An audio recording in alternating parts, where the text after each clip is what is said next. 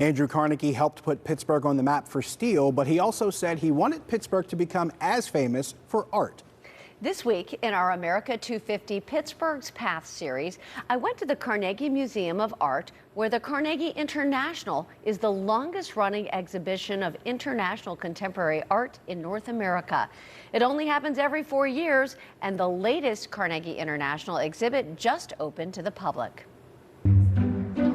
Many people think of art as paintings hanging on a wall or classical sculptures, but the Carnegie Museum of Art in Pittsburgh shows us art comes in many forms: neon signs, video projections, dried plants twisted and dyed, and live plants too.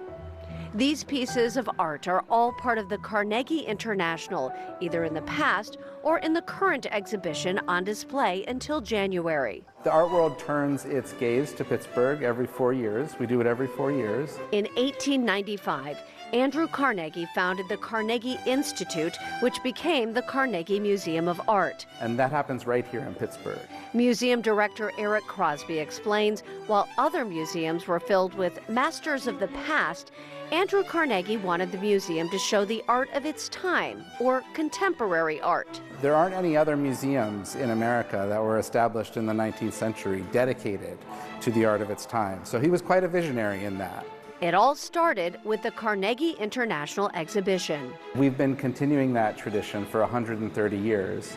And that's a show that brings art and artists from around the world. And then we, as a museum, collect out of that exhibition. And we're actually standing in a gallery full of artworks that were collected from past Carnegie Internationals. Through the Carnegie International, the museum has acquired artworks by important artists, including Winslow Homer's The Wreck from 1896, Mary Cassatt's Young Women Picking Fruit in 1899, Willem de Kooning's Woman 6 in 1953, and Richard Serra's sculpture titled Carnegie in 1985. So what was current in 1896 when the museum opened is not what's current today, but we've been able to track the developments of contemporary art over time and to collect from the Carnegie International to reflect that important history. The Carnegie International also helped some artists gain recognition, like Pittsburgh artist Thaddeus Mosley, who got international acclaim at 92 years old when he was included in the Carnegie International in 2018. Andrew Carnegie created the museum to be part of a larger cultural center in Oakland, including the Natural History Museum, Music Hall, and Library, which are all connected. When you step across the threshold into the Carnegie Institute, you are really entering an entire museum world.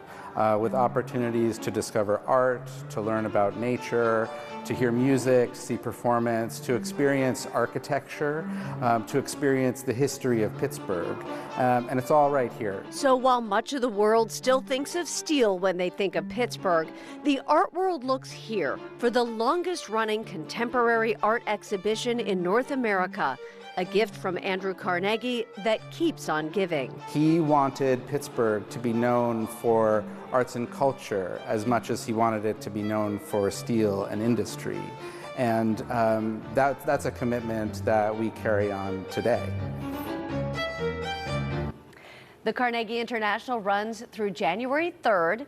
Most of the 61 pieces are at the Art Museum in Oakland, but there are pieces at 3 other locations as well, and you can see those in my Kidsburgh story at kdka.com/Kidsburgh.